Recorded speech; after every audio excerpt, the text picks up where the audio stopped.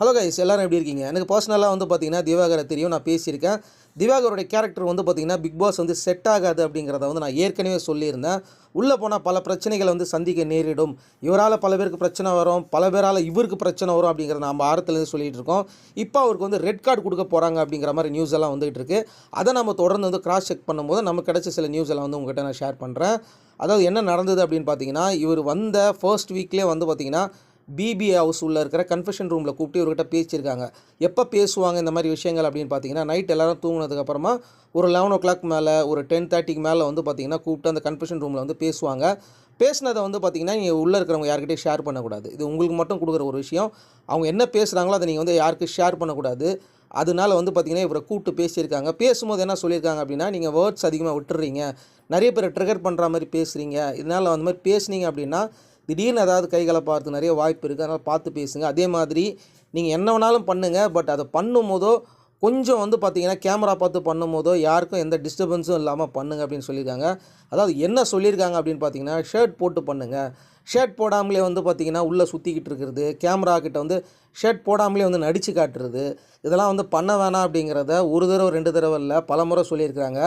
அதை தான் விஜய் சேதுபதி அவர்கள்ட்ட வந்து சுட்டி இருக்காங்க. அதுதான் விஜய் சேதுபதி சொன்னார், நீங்கள் ரொம்ப ஓவராக பர்ஃபார்மன்ஸ் பண்ணாதீங்க, நம்ம என்ன பண்ணுறோம் ஏது பண்ணோம் அப்படி பண்ணுங்கள். எப்போவுமே பிபி டீம் என்ன பண்ணுவாங்கன்னா, ஒன்று இவங்க சொல்லுவாங்க, அப்படி இவங்க சொல்லி கேட்கல அப்படின்னா விஜய் சேதுபதி அவர்கிட்ட வந்து சொல்லுவாங்க. இது முன்னாடி கமர்ஷியல் கிட்ட அந்த மாதிரி நிறைய விஷயங்களை வந்து கம்யூனிகேட் பண்ணியிருக்காங்க. அந்த முறை வந்து பார்த்திங்கன்னா விஜய் சேதுபதி சார் கிட்ட வந்து கம்யூனிகேட் பண்ணியிருக்காங்க. இவர் விஜய் சேதுபதி கிட்ட வந்து கம்யூனிகேட் பண்ணி இவர் சொல்கிறாரு, விஜய் சேதுபதி சார், இப்படிலாம் பண்ணாதையா, இதெல்லாம் பண்ணனா வந்து ஒரு லிமிட்டோட பண்ணு, எப்பவுமே இந்த மாதிரி இருக்காது அப்படிங்கிறத இன்டெரக்டாக சொன்னப்போ கூட விஜய் சேதுபதி சார் சொல்கிறத இவர் காதிலே வாங்க மாட்டேன்றார். இவர் பாட்டு தனியாக இருக்கார்.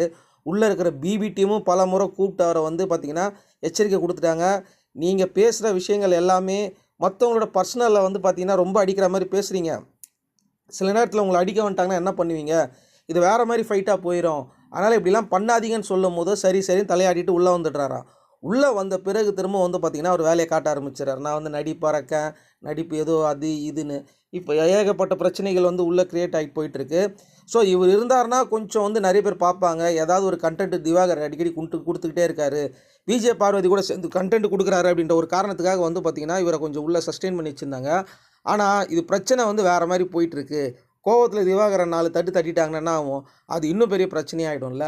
ஸோ அது ஒரு பிரச்சனை போயிட்டுருக்கு. திவாகர் வந்து பார்த்திங்கன்னா மற்றவங்கள பேசுகிற விதம், அவர் நடந்துக்கிற விதம் எல்லாமே வந்து பார்த்திங்கன்னா ரூல்ஸ்க்கு தாண்டி தான் இருக்குது. இதுக்கு முன்னாடி இந்த மாதிரி நிறைய பேர் பண்ணியிருக்காங்க. அவங்களெல்லாம் வந்து பார்த்திங்கன்னா ஓட்டு இருந்தாலும் இருக்காக்கட்டியும் ஏதாவது ஒரு காரணத்தால் அவங்கள வெளில அனுப்பிடுவாங்க. நிறைய பேர் சொல்லுவாங்க, நாங்கள் இவருக்கு நிறைய ஓட்டு போட்டோமே, இவர் வெளில போவார் நம்ம எதிர்பார்க்கவே இல்லையே, அப்புறம் எப்படி வெளில அனுப்புனாங்கன்னு சொல்லிட்டு நிறைய ஒரு கன்ஃபியூஷனாக இருந்திருப்பீங்க. அதுக்கு என்ன காரணம் அப்படின்னா, பிபி டீம் வந்து ஒரு தடவை 2 தடவை வந்து பார்த்தீங்கன்னா சான்ஸ் கொடுப்பாங்க. இன்டைரக்டாக ஒரு தடவை சொல்லுவாங்க, அதுக்கப்புறமா உள்ளே இருக்கிற கண்டஸ்டன்ட் மூலியமாக சொல்லுவாங்க இன்டைரக்டாக, அப்புறமா விஜய் சேதுபதி சார் மூலியமாக சொல்லுவாங்க. அப்போ நீங்க கேட்கலாம்னா ஸோ சுதாகரை வெளில ரெட் கார்டு கொடுக்கலாமான்னு ஒரு பேச்சு அது போயிட்டு இருக்கு. அடுத்த வீடியோவில் அப்டேட் பண்ணுறேன்.